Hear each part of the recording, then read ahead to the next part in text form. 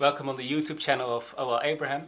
Today we have Hakham Yehonatan Elazar DeMota here with us, and I would like to ask him some questions. Hakham, welcome. Thank you. Could you describe for us what are Bnei Noach? Bnei Noach. So, in essence, all human beings are Bnei Noach. According to the Torah, after the flood, all human beings descend from Noah.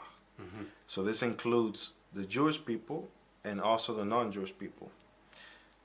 There are two separate responsibilities between the two Bnei Noach. So the Jewish Bnei Noach have 613 obligations or precepts, and the non-Jewish Bnei Noach have 7 universal principles to follow, which also includes the Jewish people to fulfill. So Bnei Noach, in essence, are all human beings. Have you had any experience yourself with people calling themselves Bnei Noach? Yes, in fact, when I lived in the Dominican Republic from 2009 to 2014, when I first arrived, there was a huge group of people who were calling themselves Jews, and others who were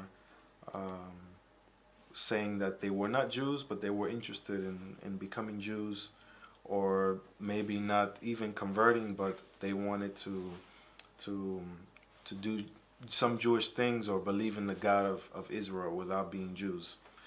And they had no idea what was Bnei Noach. They had no halachic ideas of how this works.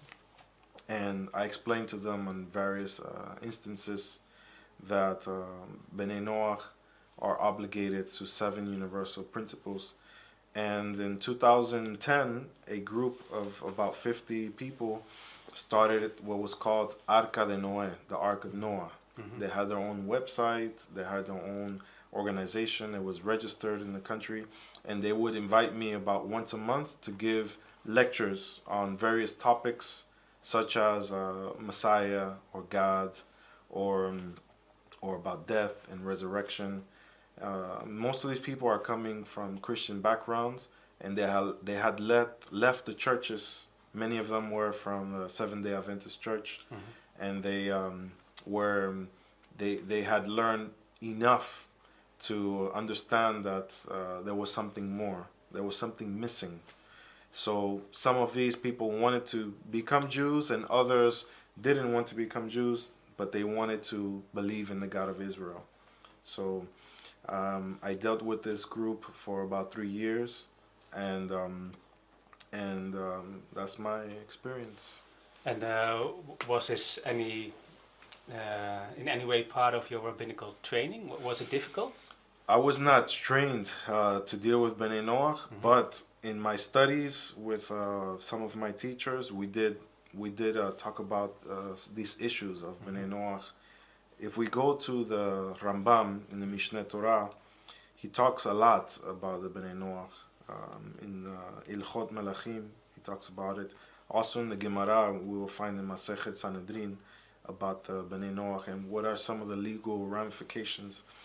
In my own studies, I took it upon myself to investigate more on this issue. And there are many discrepancies and many different opinions on what the Bnei Noach should do, how many mitzvot are they obligated to keep. We have the tradition of the Sa'adi Gaon, we have the tradition of Rambam, we have also Yaakov Emdem, who gives also an opinion about the Bnei Noach. And all of these different opinions, I am very well versed in them.